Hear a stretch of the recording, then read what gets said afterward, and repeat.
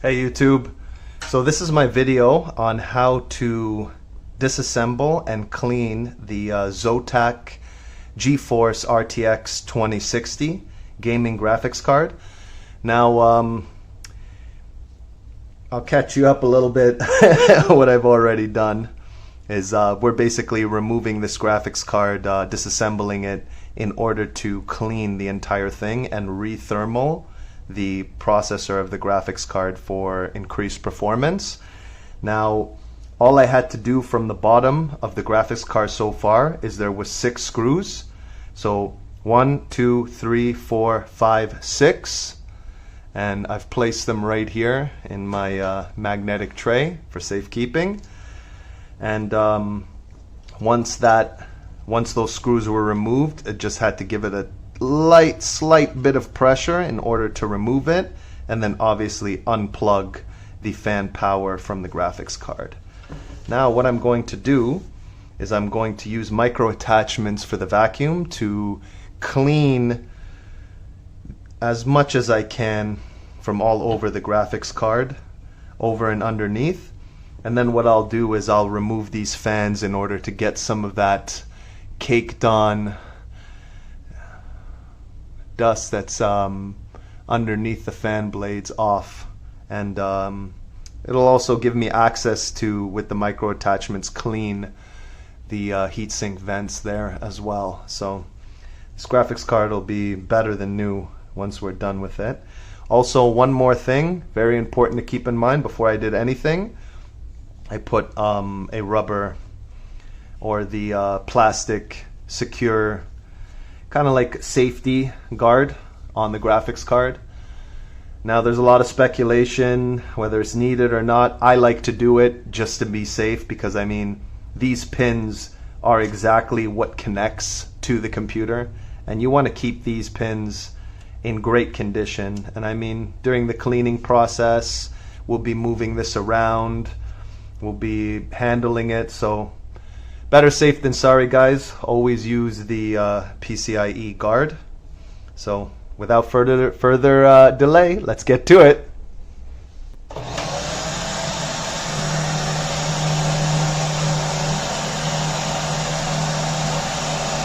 So what I'm doing here is I'm just very lightly moving my micro attachment for the vacuum over the areas where the dust has accumulated.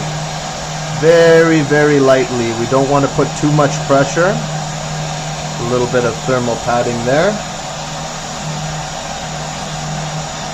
And we just want to get this area as clean as we can.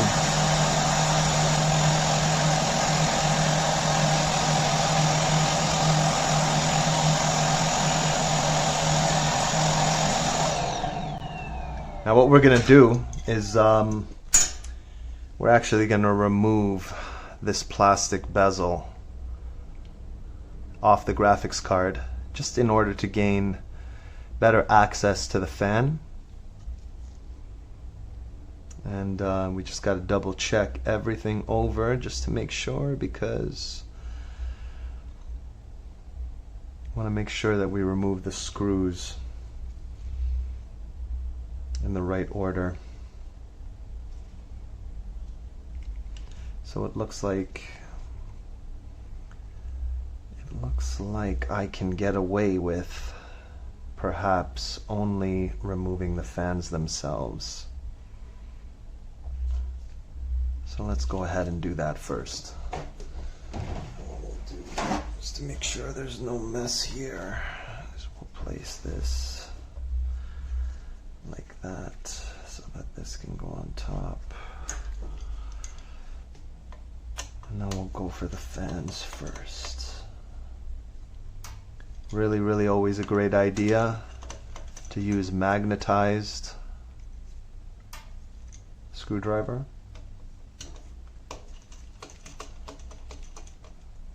so that you can have great access to pulling the screws off. So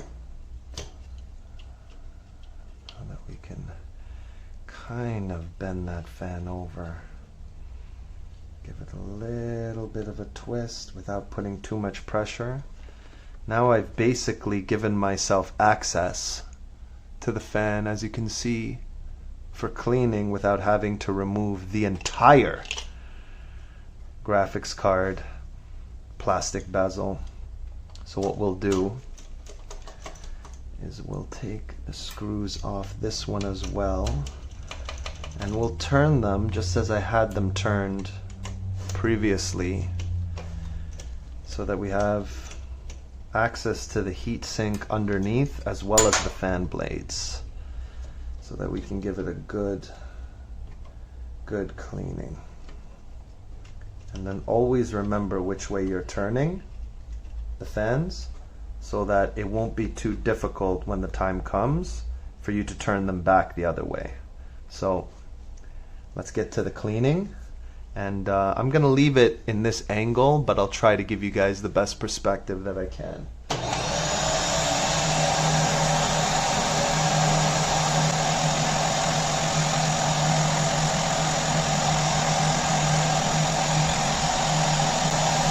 Already you can get an idea of the difference there.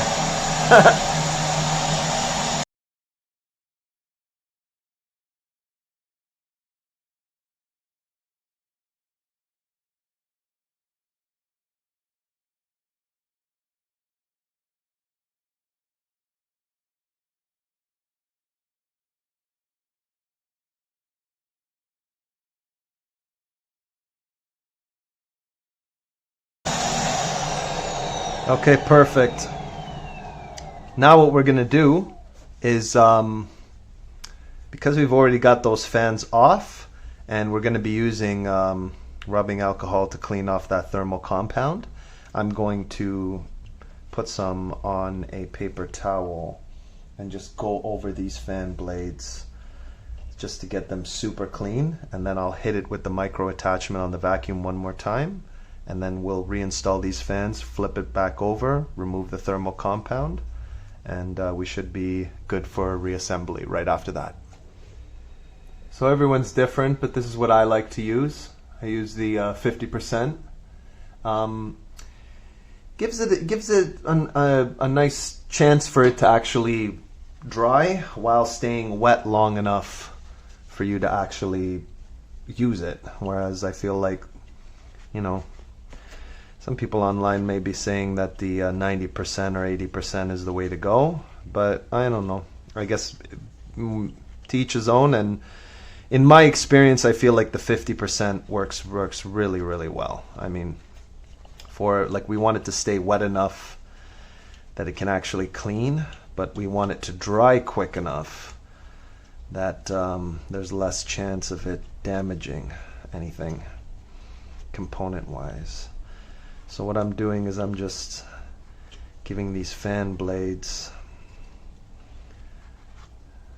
just a quick wipe from underneath, while applying pressure with one of my fingers to the actual fan blades underneath. And as you can see, it gives it a nice little touch. I mean, we have it disassembled, right? We might as well go all the way and clean these fan blades properly. You know, I'm a firm believer that it's the little things. It's the little things in computers. It's all the little things added up. I mean, look at that. That make a huge difference when it comes to longevity of the components, when it comes to performance of the components. And yeah, it might be hard to see on the video, but that's definitely a lot cleaner than it was prior. So what we'll do is we're going to hit it one last time with the micro attachment, and then we should be good to flip it over, remove that thermal compound, and get it cleaned up.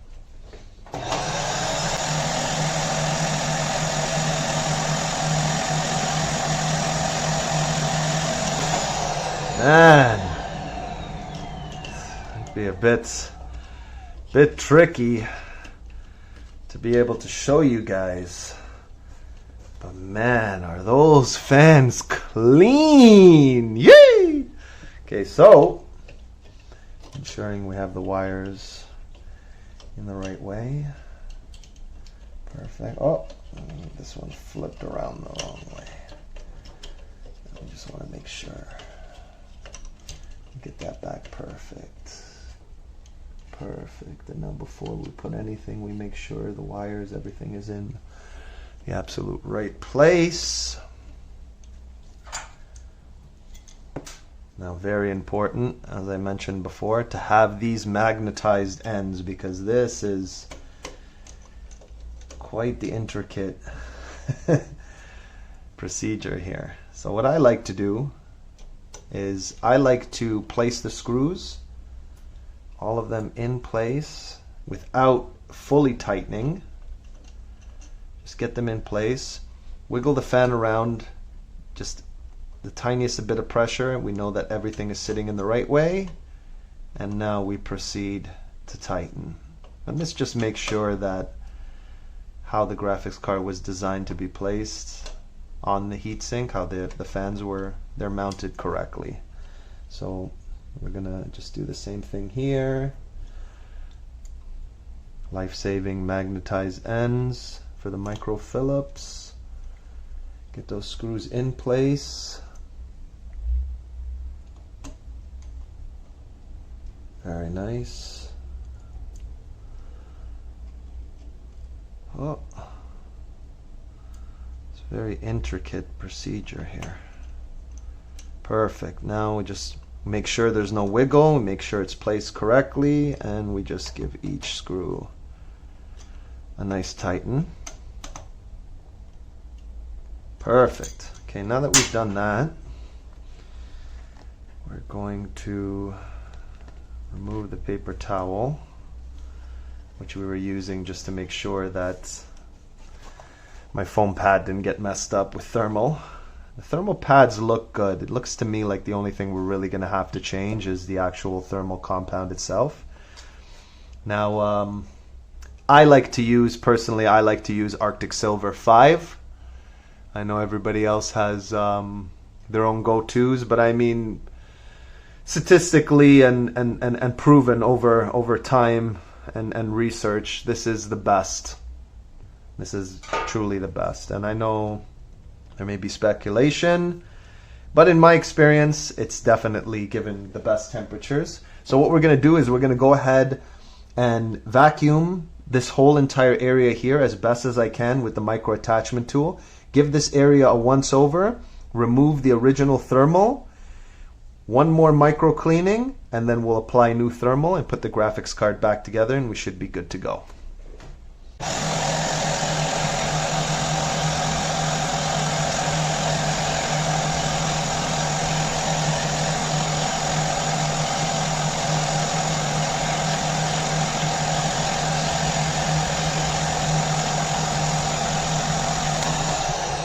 Okay, perfect. Very, very clean. Got it as best as we could in all the different spots where the dust is creeping. So now what we're going to do is take our thermal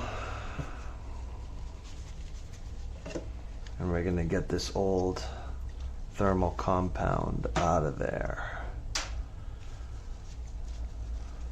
Now what I'm going to do is I'm going to use a pick beforehand just to, because if you put the wet paper towel with the thermal on there, you're gonna kind of clamp it and spread it. So it's a good idea using a plastic pick tool to just kind of scrape off all the excess first, so you have less to move around and less to actually clean. So I mean, this thermal isn't in horrible shape, but I mean, we're going to get some better performance now. So I got that clean. Now we're going to just the same thing here. Oh, that's a little bit more dried out on the actual processor itself. Now you want to be very, very careful, especially if you're using the plastic pry tool when taking this thermal off. Be very, very careful not to scratch anything on the processor, because that will render this graphics card potentially useless, and we don't want that. We want to get the best out of it. So now that I've got as much as I can get kind of off of the processor itself, great. Okay, so now we can use our wet with the rubbing alcohol on it, and just grab a grip, and the circular motion is usually preferred, or back and forth depending, and we're going to get all that old crusted thermal off of there. Now sometimes what I find is you'll have to wet it and then use the actual dry corners are the ones that are going to be doing the picking up of the actual thermal itself. So it's kind of like you wet it, and then once it's wet, you can use a dry paper towel to kind of go over it one more time. Perfect, and we don't want to rupture the padding there. So just one more time, same thing, wet it, the wet paper towel, and then use a clean, dry part to kind of get it all off there. Now same on the processor. We'll let this dry for a second. Same thing with the processor. Now we'll pick a dry spot right here, and we're going to go over the processor first and foremost. And as you can see, all that thermal is coming right off the processor as we do this, which is great. Now the tricky part is deciding beside the actual processor, which is kind of the circuit component aspect of the chip. So because there's rivets and grooves, as you can see, sticking out, we want to be very, very, very delicate, and we just want to run it over as best we can, flipping over the paper towel with the rubbing alcohol on it, and just trying our best to clean it off without damaging any of those pins that are sticking out. Now this is gonna require a bit of patience and a bit of time, but I mean we've already got it open here, and we might as well, right? Can't do anything halfway. Can't do everything all the way, or we do something else all the way. Put full effort into everything we do, and that's why things turn out the best, because we give it our all. So anyway, as you can see here in the corners, it's starting to clump up a little bit. So that's basically a symbol that I need to now take the paper towel that has the rubbing alcohol on it and then flip it over around, and just kind of like without, you know, you want to make sure obviously that the paper towel is damp and not soaking wet, so that you're not really moving water around the entire area as you're doing it. And you just want to just take your time, just be very, very patient in this area, because I mean we're not cleaning the heatsink anymore, we're cleaning the actual chip now. So you want to be very, very, just take your time. There's no rush in this. And as we can see, I can kind of feel that now. See, that's what I love about the 50% rubbing alcohol. It's starting to dry, and I can feel it in my hand as it's starting to dry, but it's still wet enough and damp enough to use to clean, which makes it a little bit even more effective that it's drying as I'm cleaning, so that I'm not, you know, really wetting anything or damaging anything around the area that I'm cleaning. And we want to just kind of move around as much as we can, keep flipping over the paper towel, keep utilizing what paper towel we have left. And now that we're getting close to the end, I'm just going to use the dry paper towel. I'm going to go over the processor very lightly just to get some of that condensation out of there. And as you can see, it's looking brilliant right now. Now there's going to be obviously white particles that come off as you're using the dry paper towel, but I mean, we're going to hit it again with the micro attachment tool, which will pick all of those particles up, so not to worry. Once over, one more time for excellence. Go over the edges here, get it nice and clean. And then one more time on the dry area.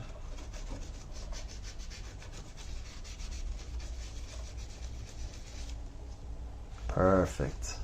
Now we'll hit it with the micro attachment, this whole entire area, this area. We'll let it sit for a little bit and cool and kind of dry out, and then we'll come back with the thermal once that's complete.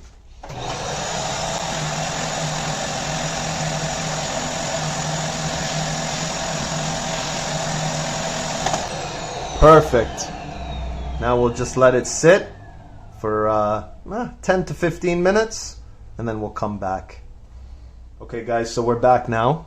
We're going to use our Arctic Silver 5. I like to use this card just to spread it, and we're going to go right on the processor to make sure maximum coverage. Now what we're going to do is we're going to aim for the processor itself, because that's basically the part that will be making contact with the heatsink. Now we want to aim for a very thin layer, and I mean, we could put a generous amount. I think that's more than enough. We can always add more after. Now what we're gonna do is, I'll try my best to make it so that you guys can actually see what I'm doing. What I'm doing is I'm just moving my card slowly over the surface of the CPU in order to basically create maximum coverage, but I want to keep the layer of thermal as thin as possible. So the thinner the layer of thermal, the better the heat transfer from the processor to the heatsink. Now as I'm moving the card, you want to give enough pressure to actually move the thermal around on the processor, but not enough pressure to take the thermal off the areas where you want it to be. As you can see here, I'm just very fussy in getting the perfect coverage so it's gapless. And sometimes it helps to bend the card. Slight pressure.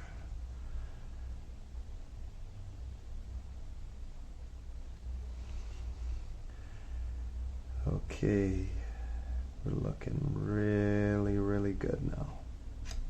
Perfect. Slight area here. Want to make sure our OCD is not flaring. So that's pretty good coverage there, as you can see.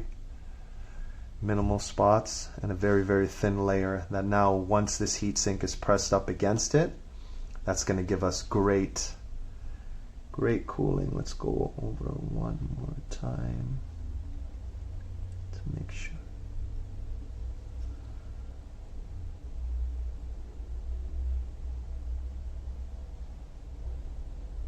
Perfect, even better. Okay, great. So now what we're going to do is we'll clean the card off so that we can reuse it next time we're thermaling a graphics card or a CPU for a computer, or anything for that matter. heatsink on a car audio deck, whatever the case may be. Now, what we want to do is we want to reconnect the power first and foremost, so that that's done. And now we're going to very, very, very delicately, we're going to line up the rivets at the side of the hole right here, so that we know that we've got the perfect, we can see where the screws are going to go exactly. Now you want to take your time with this, don't rush this, because this is going to define exactly where the CPU sits, and we want those screw holes to line up perfectly so that we can get maximum cooling. So I think I've gotten pretty close there on the holes. So what I'm going to do is I'm just going to give it a nice press. So now I've basically, the heatsink has made contact, it's made full contact with the processor. And we can just slightly, if we need to, we can slightly, like a fraction, like just there, just move it around just slightly. And now what we'll do is we'll reapply the screws.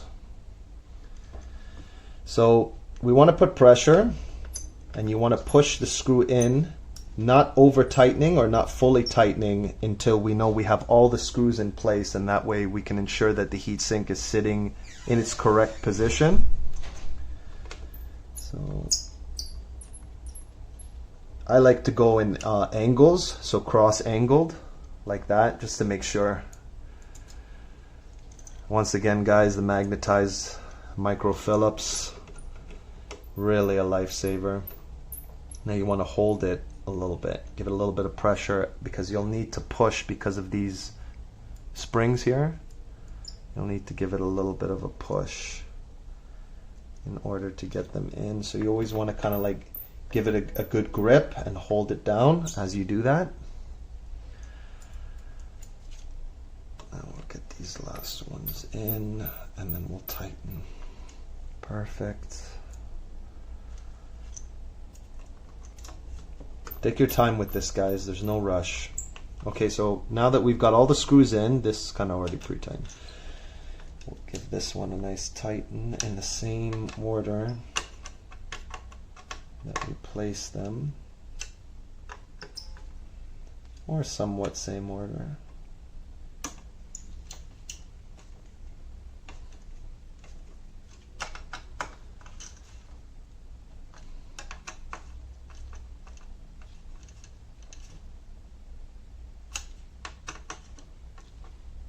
Now you want to tighten these screws as much as they'll tighten until the screwdriver starts doing that. But obviously, don't overdo it, right? Like, you'll know, just go by feel. You'll know when it's tightened to the point where it doesn't necessarily need to be tightened anymore. You'll know. We want to keep going over them just to make sure that we get a good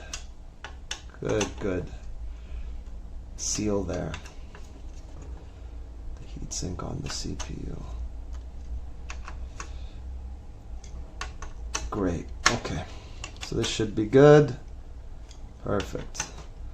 All right. So now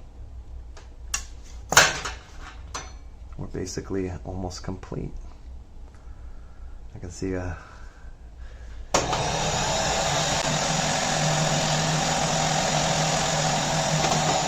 Now, one last thing, very important to remember, is you guys, if moving the fans, you always want to move them the direction that they turn, and try not to do it too much. You don't want to go opposite, because that's going to put the opposite direction of pressure on the motor, and the motor is meant to spin in this way only. So just a very, very important key fact to remember. But all in all, there you have it. Now what we're going to do is we're going to let this sit overnight before popping it into the machine, in order to ensure that it cures effectively, and that thermal compound has enough time to dry and harden correctly in order to provide the best performance for years to come. So there you guys have it. If you found this video useful or helpful, please like and subscribe to my channel and stay tuned for more tech related videos in the future. Thanks a lot for watching, guys. Appreciate all the support. You guys have yourself a great day.